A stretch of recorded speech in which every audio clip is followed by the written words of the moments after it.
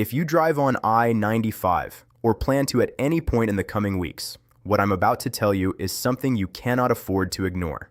Starting tomorrow, a new wave of enforcement measures goes fully into effect along one of the busiest highway corridors in the United States. And here's the part that will catch millions of drivers by surprise. These are not warning tickets. There is no grace period. There is no officer pulling you over, having a conversation, and sending you on your way with a reminder.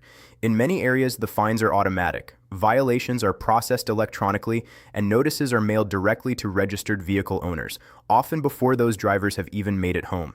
In this video, we're going to walk through every major change, every new enforcement measure, the types of zones involved, the penalties drivers could face, and what you need to know before getting behind the wheel on I-95 tomorrow or any day this week. Stay with me until the end, because the most misunderstood rule in this entire update, the one that reportedly generated thousands of violations during pilot testing over the last 6 months, is something we'll cover in detail. Once you understand it, you may realize that many drivers on I-95 are unknowingly breaking it every day.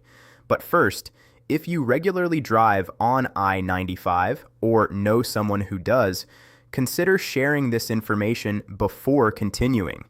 In certain jurisdictions, the new enforcement cycle begins at midnight, and drivers who are unaware of the changes may discover them the hard way when a notice arrives in the mail.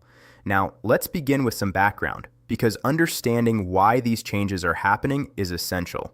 I-95 stretches approximately 1,926 miles, running from Houlton, Maine to Miami, Florida.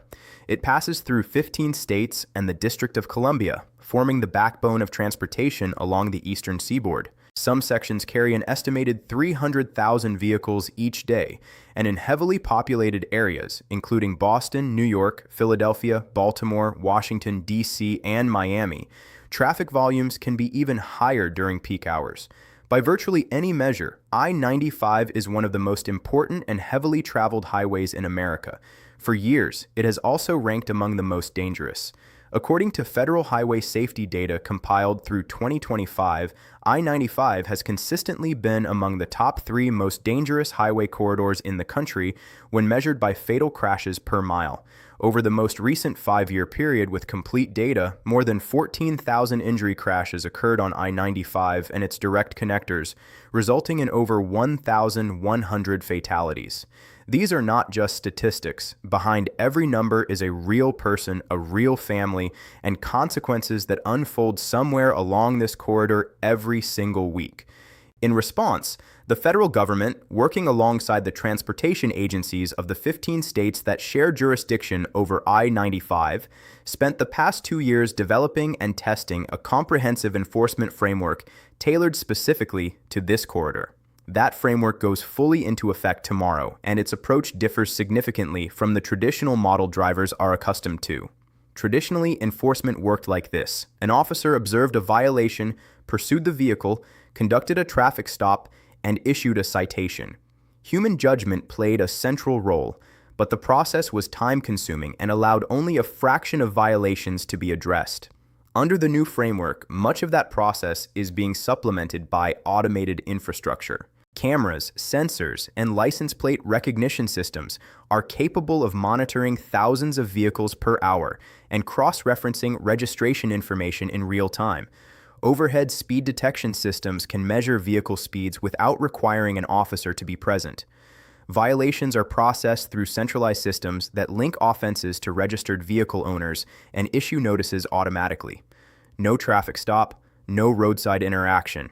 In many cases, the notice is already on its way before the driver reaches the next county. There are 7 major changes taking effect, and we'll examine each one in detail. The first change involves the expansion of active speed enforcement zones using overhead radar systems.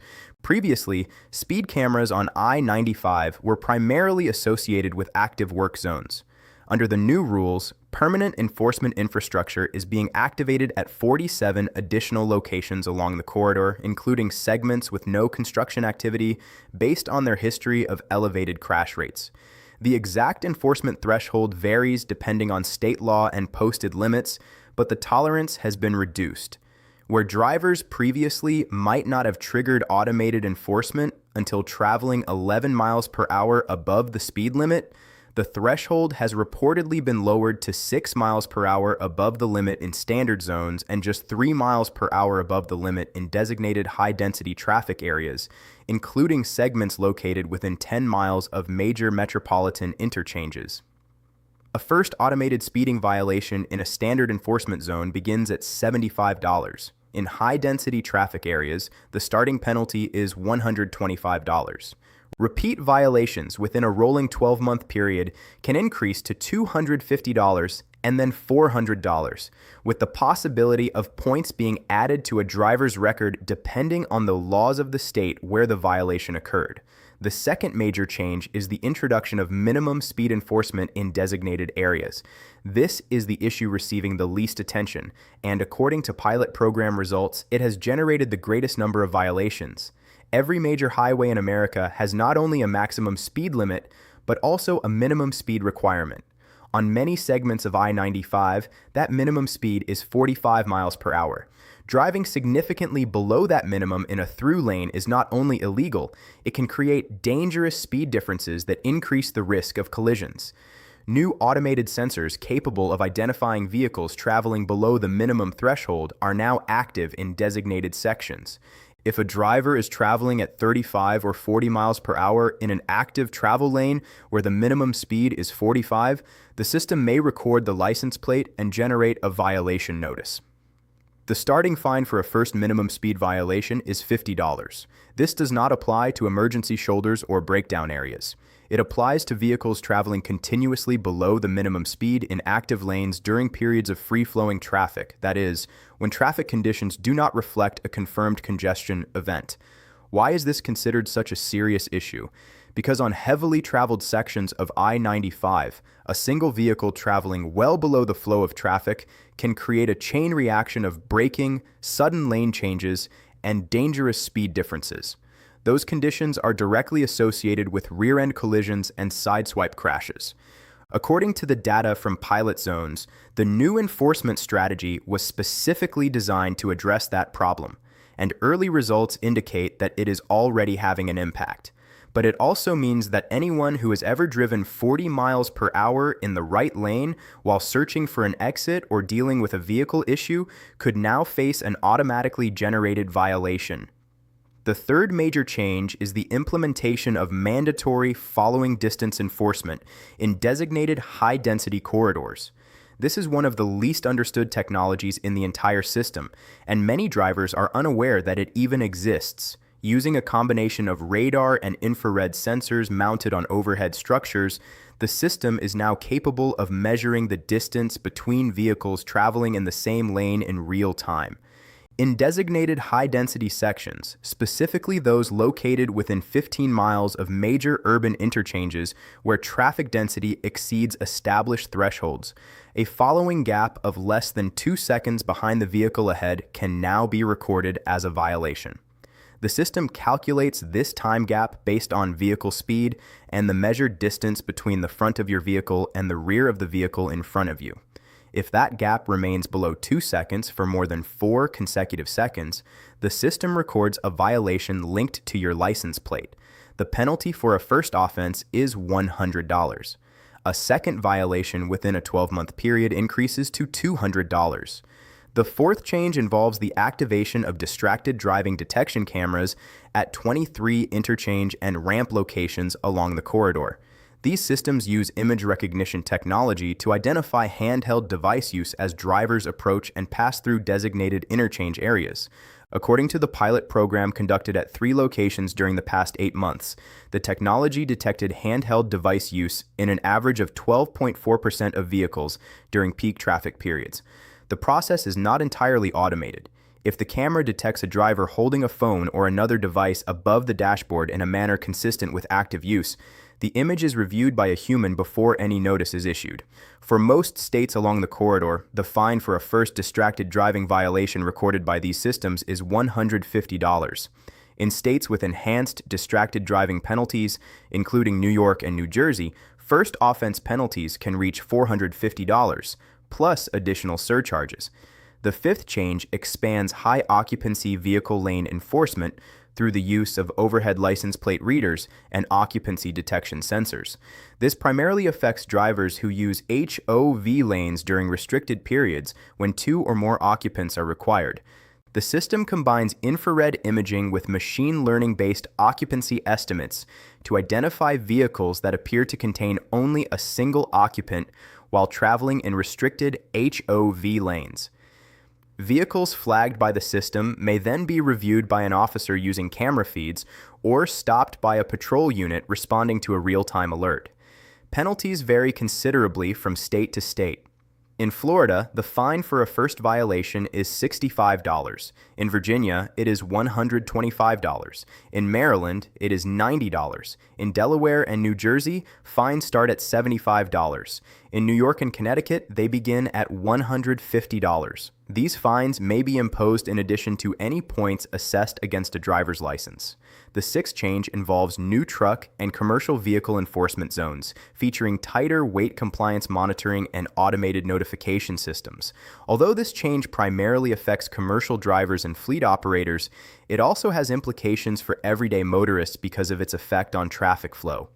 At 31 locations along the corridor, new weight and motion sensors are capable of measuring the gross weight of commercial vehicles without requiring them to leave the main roadway and enter static weighing stations. If a truck exceeds the legal weight limit for the state in which the sensor is located, an alert is transmitted to the nearest weigh station or mobile enforcement unit, and the vehicle may be directed to stop at the next available enforcement point. Penalties for overweight commercial vehicles begin in the hundreds of dollars and can rise into the thousands, depending on the severity of the violation and the laws of the state involved. For non-commercial drivers, the primary benefit is that routine commercial vehicle compliance checks can be completed with fewer disruptions to traffic. The seventh and final change is the one that deserves the closest attention because it affects every driver regardless of vehicle type or driving history. Beginning tomorrow, registration hold enforcement goes live across the entire I-95 corridor. The license plate recognition systems operating at gantries, toll plazas, and camera stations are doing more than measuring speed or following distance. They are also conducting real-time checks against state motor vehicle databases. Each time a plate is read, the system verifies whether the vehicle registration is current, whether outstanding violations are attached to it, and, where applicable, whether insurance information is current in states that use electronic insurance verification systems. According to the rule described in this update, vehicles with registrations that have been expired for more than 30 days in several states along the corridor, including New York, New Jersey, Maryland, and Virginia, may receive automated violation notices when detected traveling on interstate highways. The fine for these violations begins at $100 and includes administrative processing fees, in addition to any state or local penalties that may already apply. Many drivers have continued operating vehicles with expired registrations because enforcement has historically been inconsistent. Under the new infrastructure, that inconsistency is removed. If your registration is expired and your plate is detected, the system may generate a violation without any traffic stop or officer interaction. Now, what should drivers actually do with this information? The first thing you should do is check your registration. If your registration has expired or is approaching expiration, renewing it should be your highest priority.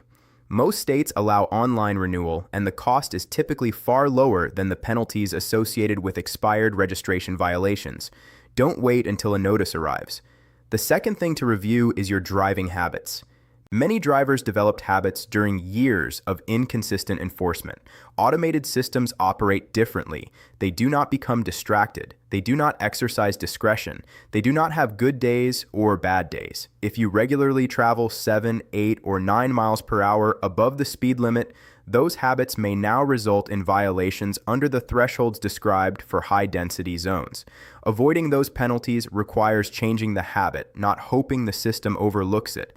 The third step is verifying that your insurance information is current. In states with electronic insurance verification systems, insurers transmit coverage information directly to state databases. However, delays can occur after renewals, policy changes, or brief lapses. Even if you have active coverage, discrepancies in the database could potentially create problems. Checking with your insurance carrier and confirming that your information has been updated can help prevent unnecessary complications. The fourth step is adjusting your following distance. At 65 miles per hour, a 2-second gap equals roughly 190 feet, more than half the length of a football field. Many drivers on busy interstates routinely follow much more closely than that. If following distance enforcement expands as described, many drivers who believe they are driving normally may discover that their everyday habits now qualify as recordable violations. The fifth recommendation is especially important for drivers who use EasyPass or similar toll transponder systems. Keeping those accounts funded and ensuring that account information is current may help avoid additional issues if integrated systems flag unpaid balances.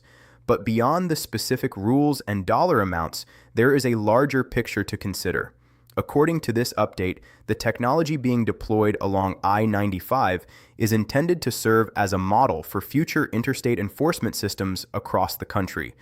The same technologies are reportedly being evaluated for use on other major corridors, including I-10, I-80, I-75, and I-40. If that happens, many driving habits that historically went unenforced could eventually become subject to continuous automated monitoring. Finally, there is one more issue drivers should be aware of. Scammers are already taking advantage of confusion surrounding these announcements. Fraudulent text messages and emails are circulating that claim to be official notices demanding immediate payment for alleged I-95 violations. These messages are scams. Legitimate notices are sent through the United States Postal Service to the registered owner of the vehicle. They are not delivered by text message, nor do they demand immediate payment through suspicious links. If you receive such a message, do not click any links or provide payment information. Report the attempt to the Federal Trade Commission at reportfraud.ftc.gov. Scammers rely on urgency and confusion. Don't let them take advantage of either. Drive safely, stay informed, and we'll see you in the next video.